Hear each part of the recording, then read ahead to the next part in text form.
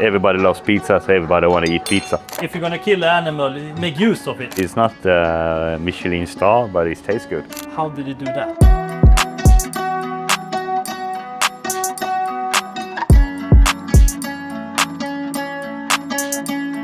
First of all, thank you so much for having me here and being here. Yesterday I was here and did try the menu. And for viewer knowledge, I've tried your menu, I think, once or twice before. Pretty much sit in the same place over there the whole time, and I guess it's common knowledge that I like your food, so to say. So that's why you're here. But without further ado, what's your name and what is this place? My name is Viktor. I'm the owner of Restaurant Bang in Gothenburg. And it's located in Gothenburg and kind of, how to say the area? It's like, this is, sorry for all English speaking, but close to, I don't know, between Central and Majorna, or something around there? Yeah. Close to the water here, like the canal. Yeah, and it's also an upcoming area because they are doing a lot of construction work. Yeah. And I think it's going to be ready for I think it's 3 or 4 years. Yeah. And I think it's going to be good. For those who are not here, like outside, it's totally chaos and a lot of high buildings. So if you're coming here later, it's not looking the same as the view we are having currently, probably. So that's something to view. And I was asked to have a task, and I'm gonna fold some towels, so I get some use out of me as well. Yeah. And hopefully I can do that at least. Let's see. I will double check it later. That's good. But what's your role? Let's start there. And how long have you had this place? Have you been working here? I've been working here for since 4 years. My role is I'm the owner, and I do the cooking, I do the waiting stuff, pretty much everything. 4 years, so kind of new, I guess, in the restaurant. I mean, this restaurant, but kind of like starting to become warm in the clothes, so to say, or like what do you feel? 4 years. How does it feel? It feels fun. It's still fun, like doing it now, like it was for 4 years ago. But has it been always like a dream to start a restaurant, or did it just happen, or? No, it did just happen because this place was in Barngatan before, and last time was the owner called Marcus, and he, during the pandemic, Corona, he found this place and asked me if I want to join and help do the business together with him. And at that time I was a truck driver in a lagerhus. I did it for like 3 or 4 months, and then I jumped off and did this. Yeah. But I have been working as a chef since I was 14 years old. 14? 14. I'm 37 now. A few years then. Yeah. A few years. But truck driver. Gaffeltruck. Truck driver. Yeah. So you got tired of the restaurant stuff? Or? No. Everybody was. Man blir ju avskedad. Corona situations and the whole. Everyone I guess had that same experience pretty much. So I was not having a job for like 1 month, and then I contacted one of my friends who's working there. Can I do something instead of sitting at home and play video games? That sounds good. But shit, 14. You started 14 years old. Yes, started. So what was like why restaurant and how and what did you do at 14? It was in Bergkvara, where I come from, Småland, the south part of Sweden, and there's a small city called Bergkvara. And my mom was, I think he was, that guy, the head chef Daniel. He, when he was a kid, my mom take care of him a little bit, like a kindergarten or something like that. And I always have a little bit interesting in the kitchen. And my mom told me, like, you can do, try to work one summer at Daniel's place. I was 14, totally hooked up. And that's the way. So what's like the first role? Do dishes or like what? No. Child labor to begin with, but he was actually a pretty good teacher because I got to fillet the meat and portion the fish. Was he the owner of the restaurant? Or? Yeah. He was one of the owners. There were 2 owners of that restaurant. Why does the owner trust the 14-year-old to do like the finer jobs? So I have no idea. What did you have? But no, he told me like, why should you wait to do that? Yeah. You do it now. And he also told me like, it's better you do wrong now than later. But when you're making mistakes, that's how you're learning it. Yeah. I got some young chefs here, and they was to start to work, and I always tell them that if you do a mistake, I'm gonna be happy. Then I can explain for you guys what went wrong and stuff. Yeah. And then you can, yeah. I have some viewers, maybe you don't know it well, but I studied to become a sea captain and was at like out on big boats for like half a year, and it's super hierarchy based there. And a kitchen for without be working, it feels like very hierarchy role. And so is that a Swedish thing to have that more humble view on like learning, or I don't know. I think it's more now it's fading away a lot. Yeah. I think there's a few places that still have it, but not so many. Which they have the old school way of the old school way. Yeah, and that's like hard hierarchy. Yeah, you don't say head chef's name, you say chef. Yeah. But I don't think there are so many restaurants that kitchens having like that way. But they were when I was growing up, and I like it that way. Yeah. Because then you don't be lazy and stuff. But I know that today you can't have it now. Yeah. Growing up, I know, watching movies and stuff like this French Brigade and like this French stuff, and like yes chef, but maybe it's also like in a way romanticized or made in movies that way as well. I don't know. But yeah, I like your approach a lot, and especially like young chefs. They don't have it. Yeah, less maybe quit in the beginning, so to say. Having that approach for now. If you're aspiring to come into a restaurant business, or thinking of studying it to start working with it, like what should you have? What should you think of, and what should you have in mind, and like what attitude should you have, and kind of like that? Start working. Yes, the more time you spend in the kitchen, the more you're learning. Yeah. I would say that. And if I can go back and change my study, I will not go to school. I will do like a praktikskola. Yeah. I'd say it's like you do, so you out and do some free work, so to say, by learning like internship. Internship, something like that. Yeah. Instead of going to school, because the kitchen school was terrible, because I started at 14, I already knew the stuff. Yeah. So I went to work when I was 17 and 18 during the school time. But you went to restaurant school then? Yes, in Örebro. Oh yeah. Benny Bridge. Is that like rank of the good ones, or like? No, I'm just bad hearing. Yeah. So they have a youth school for deaf people and bad hearing people. Okay. So my big brother went to table tennis school in Falkenberg. My big sister went to a music school in Stockholm. Yeah. And I didn't want to stay home. Yeah. So we found that school. Huh. but is it 2 years old? How does it work? I have no idea how it works in Sweden. I know there's a really good one in Mjölby, and it's one of the highest ranking one, like competitive wise. Oh yeah, Mjölby and Halmstad. Halmstad as well. Okay, it's a good ones. Yeah, they say that. I have no idea how good they are. Yeah. But I think it's good if you're interested in competing and stuff. That's the right way to go. Yeah. Not many teachers are like go and compete. They're more like try to do this. Yeah. How was like your thoughts been like starting? Do you want to become a great chef or compete, or like how has the career role been for you?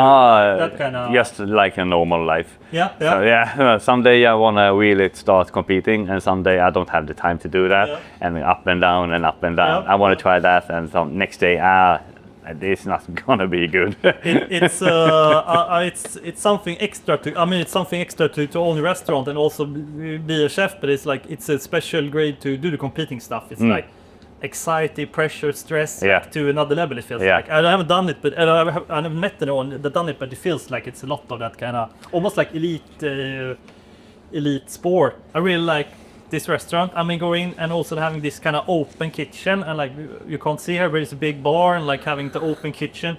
Since you started it, what you thought and Yeah, what's the ideas and thought? And what did you want to have? And like, for example, this one is something we want to talk more about, but let's go that later. But what was your thought? Is like, did you have an empty room? Fill it out. There was some parts here already. There was a bar here already. You can see this one, ventilation. There was a bar around the corner, and here was a coffee station, and on the other side was a grappa wall. Okay. And we sheared that apart and put a big bar desk here. Yeah. It's also, I think people like when they see the chef working and cooking, and also sometimes it smells good and sometimes it smells shit.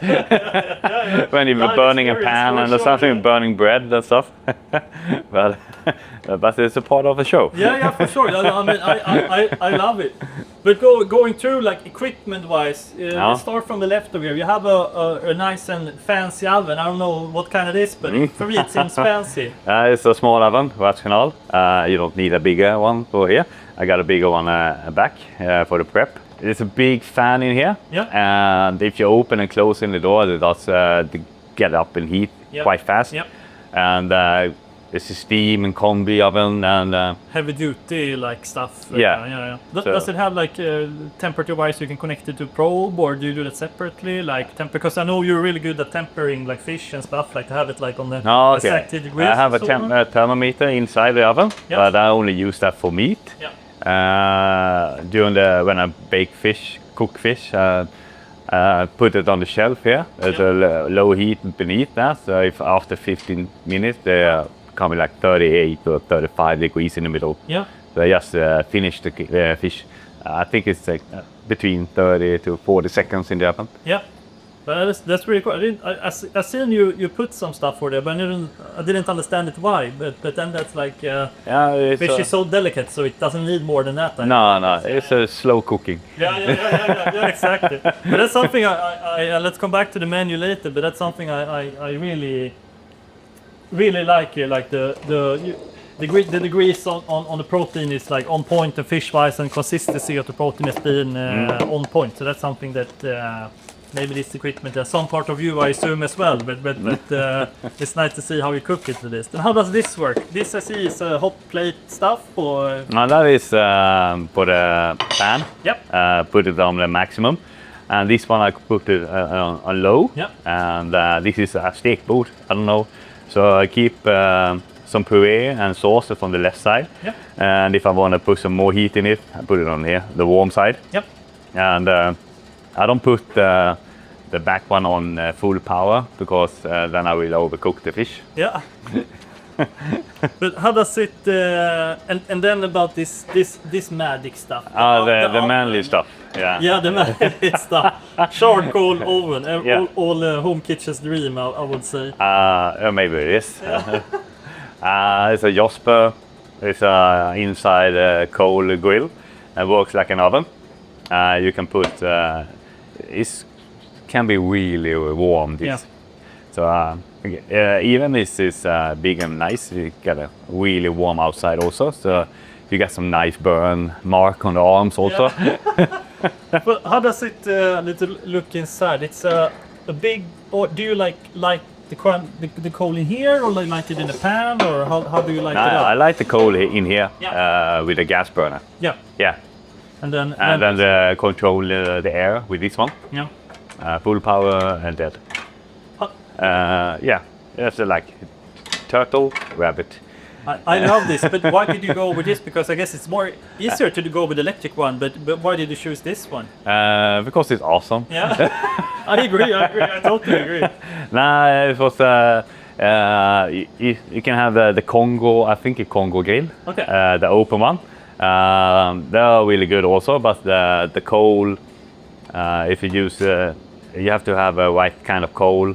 And also, like I guess you can work with a little bit of smokiness that you can't do with the electricity. You can do, I guess, with some smaller, finer grains of wood, but it's a trickier one. And also the layout, cooling stuff, plates. What was your thought and your setup? So I have all my plates over here for the coal. And I have a warm for the warm dishes. Here we have casseroles, pans, some extra towels. Yeah. It's a small kitchen, but it's quite simple. Yeah, I guess it's good in a way also because you can reach pretty much everything from all angles in a way. And, and don't need to run around the whole location. You don't want to step like 10 steps when you want to go move from the warm kitchen to the cold section. Here it's like 4 steps or 5 steps, and it's easier when you walk alone. Also, when you have the restaurant, and you don't have to run so much, but you have to run, but not that much. It could be worse. Yeah, and I guess that's also something like if you want to have a long career in a kitchen. I mean, the body takes damage. It feels like it's standing up, moving heavy stuff, a lot of sound, that kind of stuff. So, was there any thought like to that as well, to have it close, or just make what makes sense, or how did you set it up in the fan in the kitchen? Just to make it make sense. Yeah. So here is the warm section, and that over there is the cold section. Yeah. But we got a help from a guy called Patrick from Martin Servera. Yeah. He built a lot of restaurant kitchens, and he tips us about this bench. This one is extra wide. Okay. Deep. Oh yeah. Yeah. And they have a special made this one because they only make the steel 4 meters. Yeah. So that's huge. this one is 5 meters. Yeah.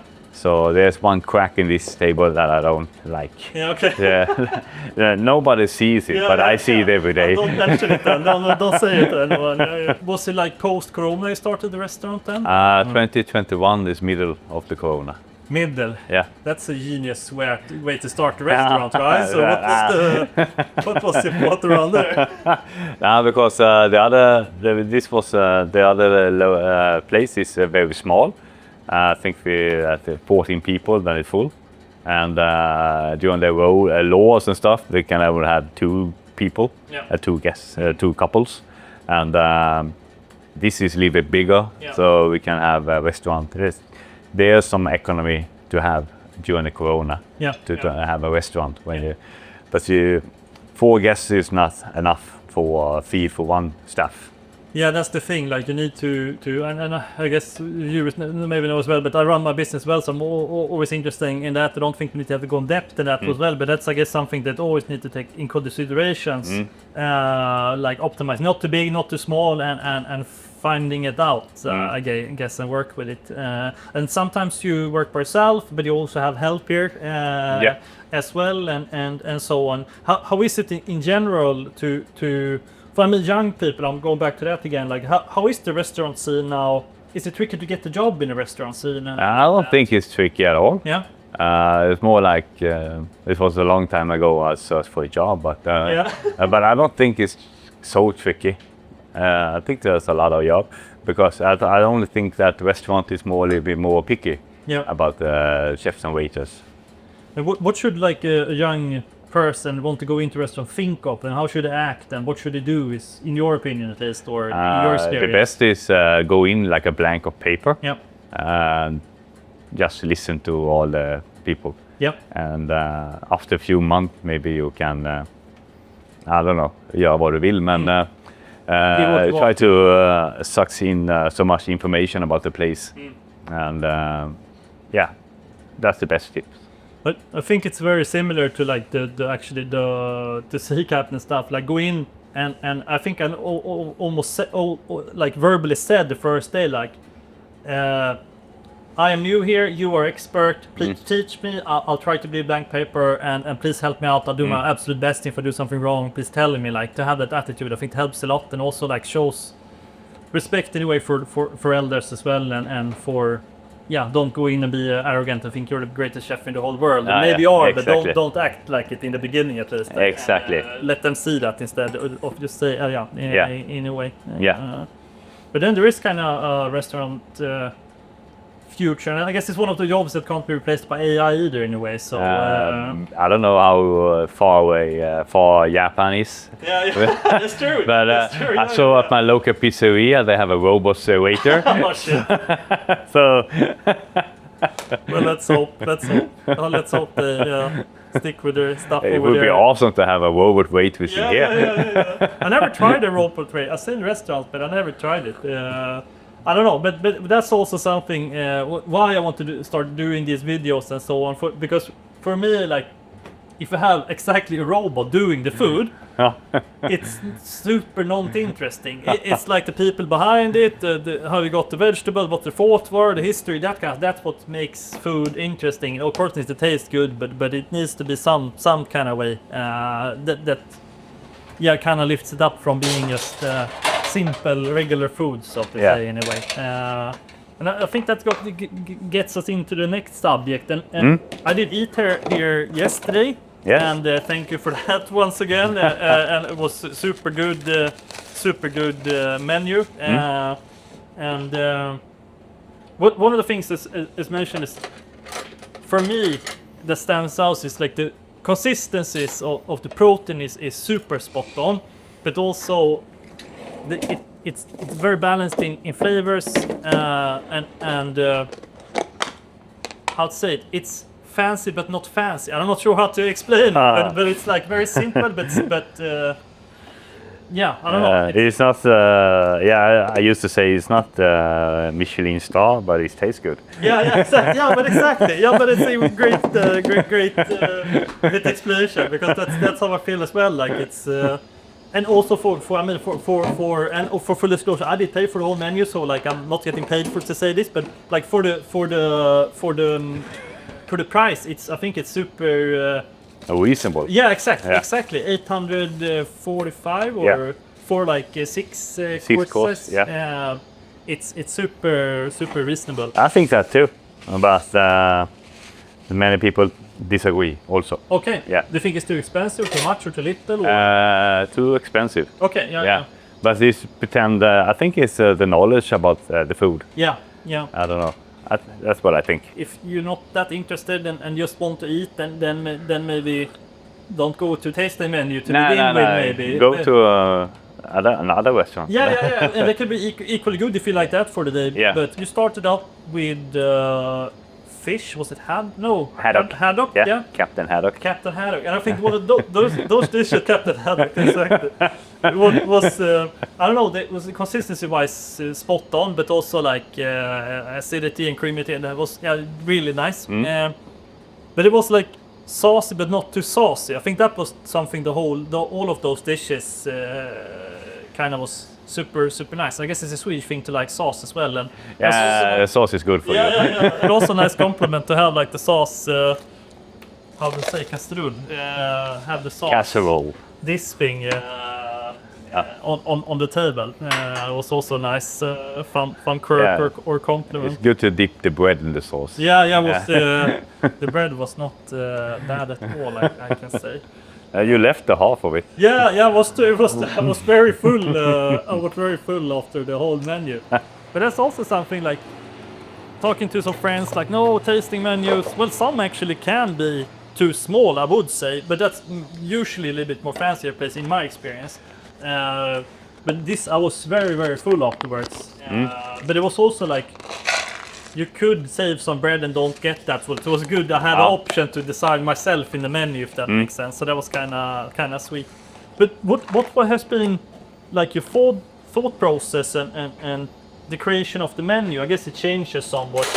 But starting with the haddock, for example, how did you steal everything? Like, how did you end up with stuff when creating this menu? Always steal.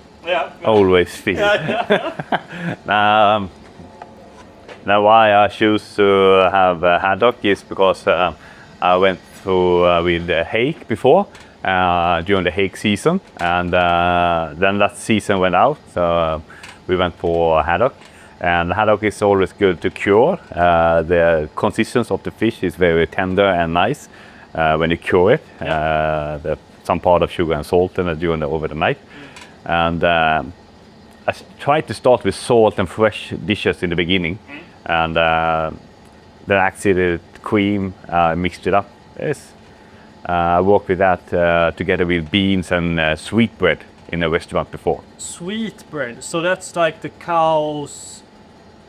When they're young, the milk. Kalves. Kalves. Okay, that's very special That is good. detail to work with. I only tried it once, I think. Oh, really? Yeah. I liked it then, but I You think should eat it more. Yeah, eat it more. Eat it more. Eat it more. No, more. More.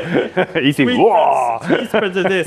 I think I had like made in a schnitzel or something. Like, it was kind of cool actually. But, so you worked with, but that was not in the haddock, right? That was another dish, or the sweet spread was not in the haddock. No. That was why I used the axle cream with the haddock.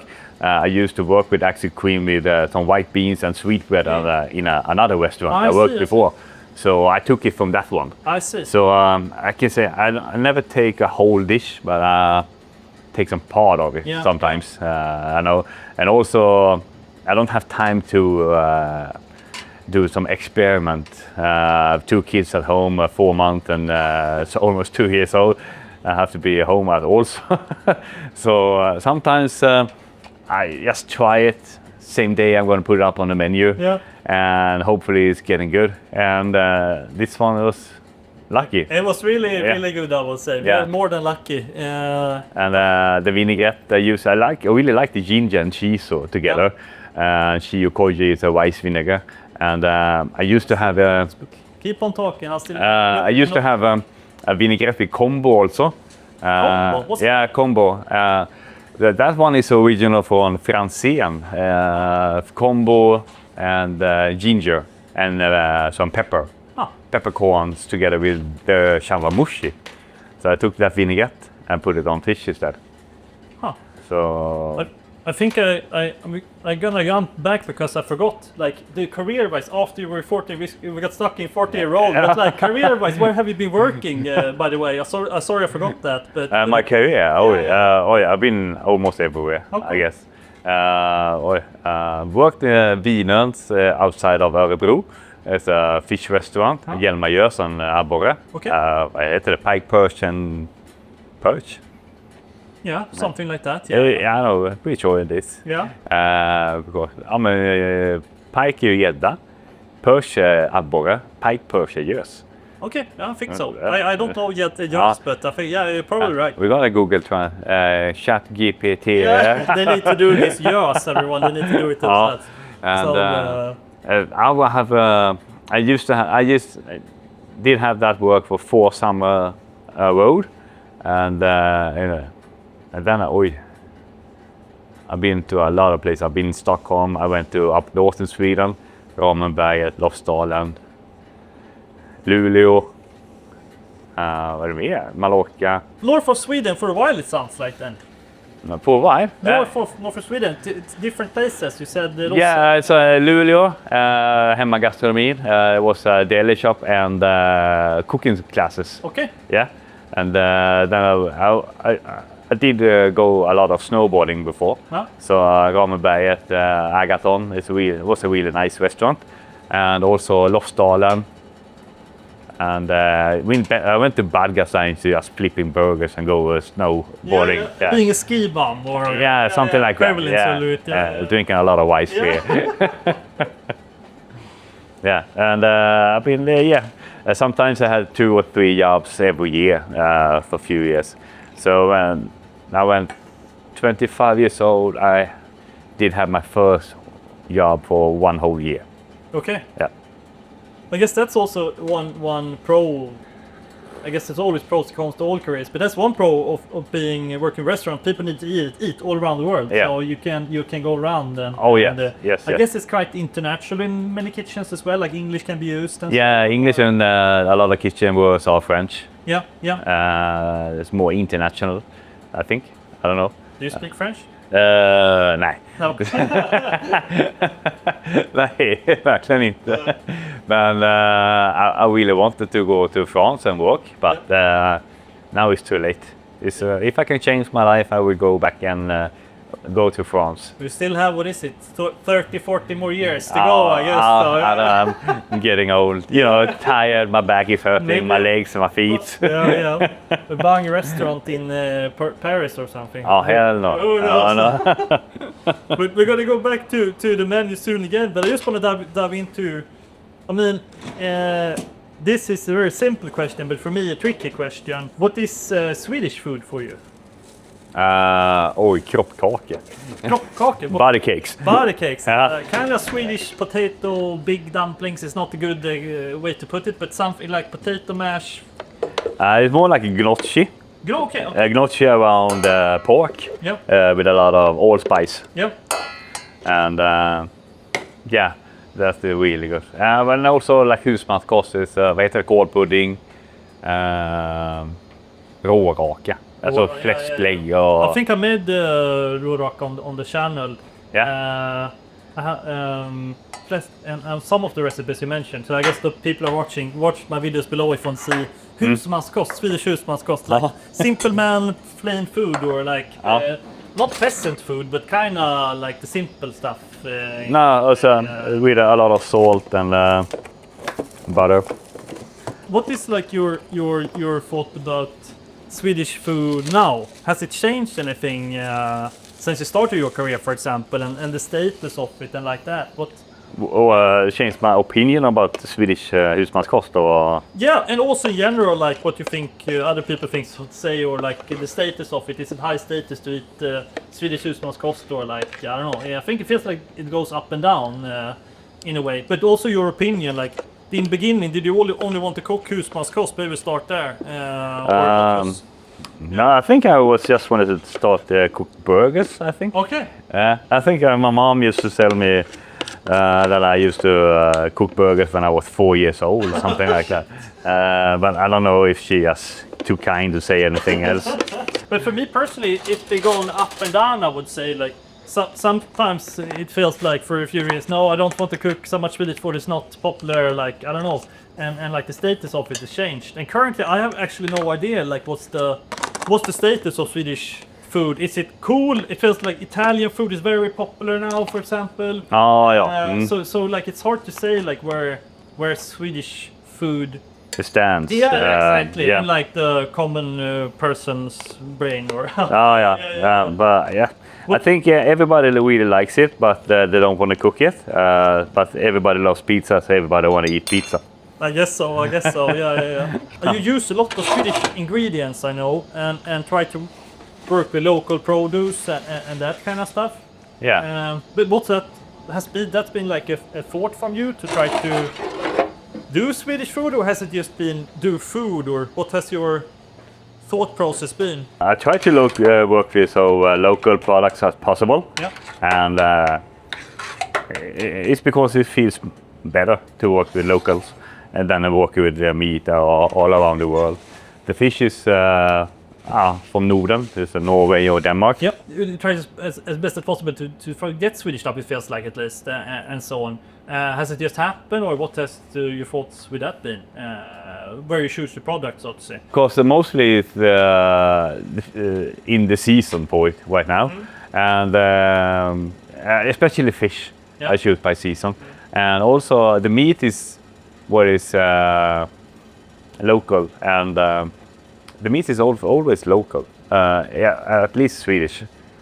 Can often come down from south of Sweden. But why? I don't know. I don't want to use cheap product. If you want to have the good taste of it, you have to pay for it. Yeah. And I can choose to have a really cheap meat and take price, but I don't want to rob anyone. It has to be like you pay for it if you feel like you get value for the money. Yeah. And that's for sure how I felt with the stuff here, and also that, especially with the protein, and that meaning the fish and meat and so on, that you really take care of it, so to say. And I usually say, like, if you're gonna kill an animal, make use of it and respect it in a way. And you for sure make respect of it quality-wise. You don't just throw shit together and serve it, so to say. So that's for sure. But coming back to like creating the dishes, I think you mentioned yesterday your grandma and pork and beans. The sirloin steak. I was thinking the regular Sunday dinner with my grandma. It's always a stew of mushrooms, some beans, some broccoli, and some cooked pork. And that is really nice. So I took the salad and make a cream of the mushrooms, grilled beans, oxtail juice, and grated a little bit on top of that. I grate some Swedish foie gras because it's so good. It's not bad at all, I would say, and the dish was really nice as well.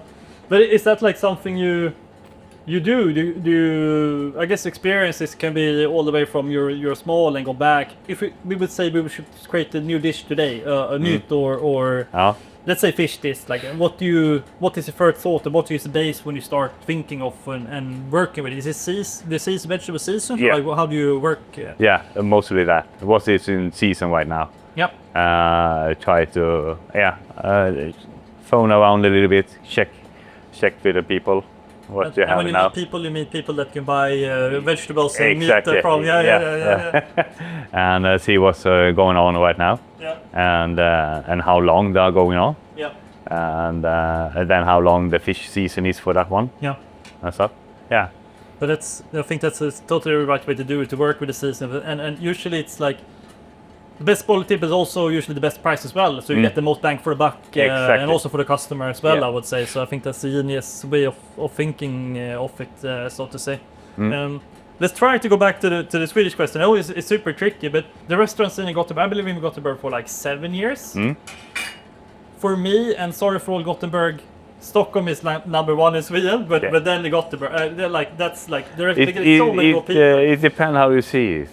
Yeah, that's the thing I want to come to, because like here you can actually have like it's more cozy and like more you can find hidden gems and that kind of stuff. It's more personal, this restaurant scene, I would say. You talk with people and they talk with you, and so it's kind of a way of preference, I guess. But I for sure like it here as well. How do you think it's going in the restaurant scene for future and so? I think it's going pretty good. Yeah. My opinion is like the more good restaurant is open up now, because I think the chefs have been working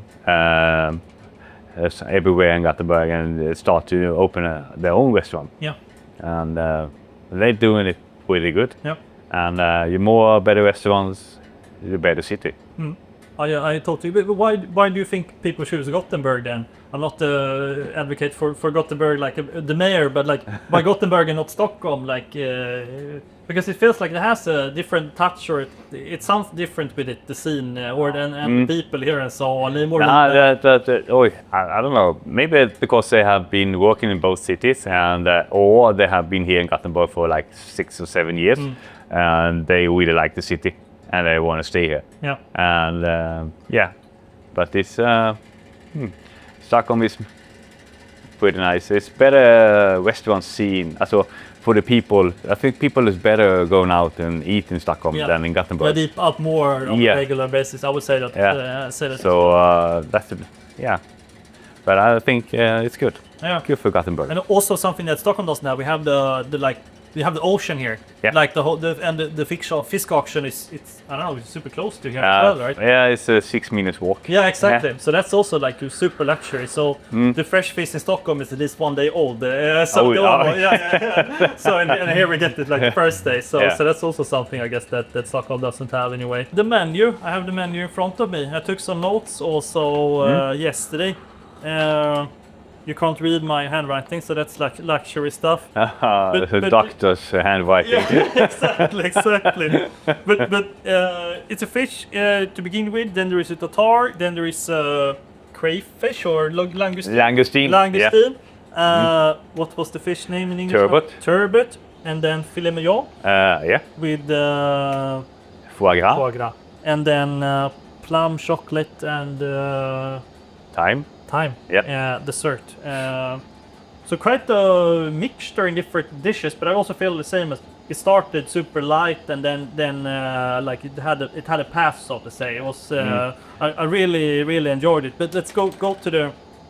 I think they don't know, but me and some friends have a tartar club, or we try a lot of different tartars, and I think we tried like I said 40 now, but that was like 1 year ago, and we tried a few since then. So I don't know, but there are a lot of tartars in Gothenburg, and I have 2 rankings, one modern one and one classic one, and you're the leader of actually classic and the modern one. I'm always angry because it's it's good stuff, and the tartar it's really crazy, but you have like bird heart salad, or you have a heart salad that you make the flame with flamethrower, so to say. And it's weird, but salad adds something to tartar. That's something I wouldn't say, but it really does. And all the things and the jalapeno oil, I believe it is. Yes. And the pistachio nuts, the roasted.